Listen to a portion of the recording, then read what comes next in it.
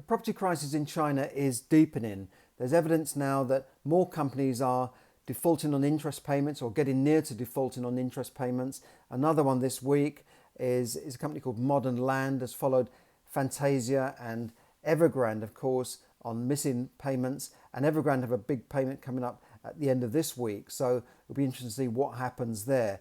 But we know that there's problems there. We know the government are trying to do as much as they can to paper up the cracks. But it's not looking good for China. Why does it matter? Well, the property in China makes up 25% of its overall GDP. That's basically its economy. So it's a serious matter if there is a property collapse or a property crash in China, because it will affect all sectors of the economy.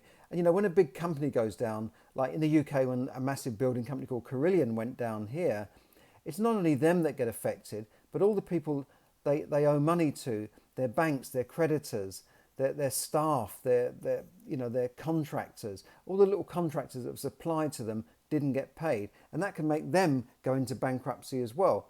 So Evergrande, with $300 billion of debt, imagine if they go down, the ripple effect, the aftershock of that to the other companies, to the economy will be huge, and it could cause an international bond market crisis. So if you're sort of sitting there saying, well, what does it matter to me? Well, China's economy matters to the rest of the world big time, because they buy a lot of stuff from us. They supply a lot of stuff to us. We know that they've got their own energy crisis with the lack of coal. So we know that things are slowing down there. We can see that there's already a shortage of goods, a supply of goods that are supposed to be coming out of China right now. So it does matter to the rest of the world.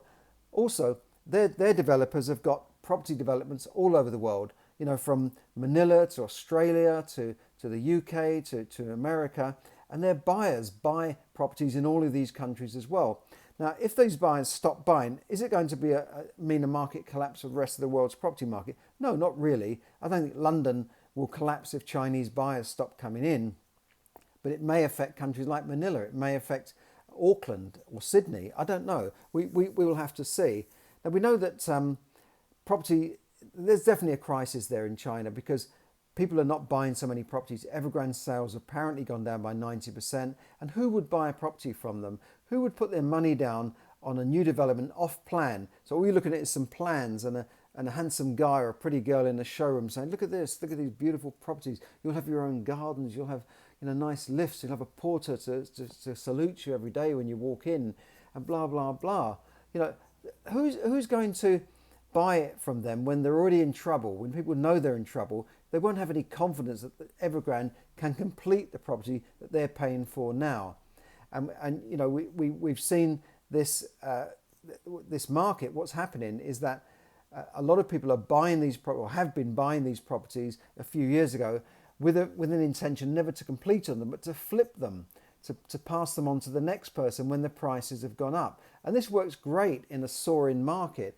But if the market levels out or slows down or collapses, then you could be stuck with that property. And we know that there are empty buildings in China right now, crumbling buildings, not looked after.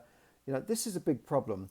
And the government there don't want the market to become a buy-to-let market. They want owner-occupiers in those properties. So they're starting to hit property companies with taxes, with orders on their liquidity, which has caused the Evergrande problem. So we know that there's more to it than just one or two companies defaulting on these payments.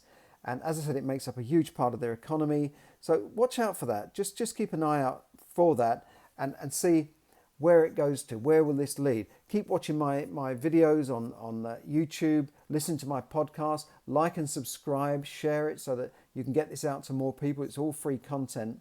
And, there's never been a better time to be educated. Inflation is rising, as we know, in Europe, in America. Interest rates are due to go up in the UK very, very shortly, and the Federal Reserve could follow. So there's never been a better time to keep informed, especially if you can see that your income as it is and your job may not be quite safe. What if your job, you feel, in the future is going to be taken over by an outsourcer in the Philippines, or by AI, or just by increasing technology that means they need less people? This is happening. The cost of AI, according to Cathy Wood, is going down by 68% a year. AI will be, that's artificial intelligence, and robotics will will become a part of every industry. And if your industry is not in that, they're not going to survive. So what do you do? Well, stay informed is the first thing, but you can educate yourself. You can learn new skills, new techniques for earning money. And there's a summit coming up, especially if you want to make money on the side or build a side income that could perhaps eventually replace your job. There's what's called a recurring income summit. Passive income, you could call it, semi-passive income, something that you can do that doesn't involve going to work 9 to 5, but something you can do on the side. Now, it's a 2-day online session, 29th to 30th of October. You can sign up for free, literally. So what have you got to lose? There'll be loads of top speakers there, and you can listen to their ideas. John Lee, Rob Moore, Kevin Gaskell, Candice Mummer, Kevin McDonald, specialist on property, a no money down specialist on property. Paul O'Mahony, the author of Rethink Social Media, and a top guy on making money from social media, Simon Coulson, Alfie Best, great speakers. Some of these are multi-millionaires.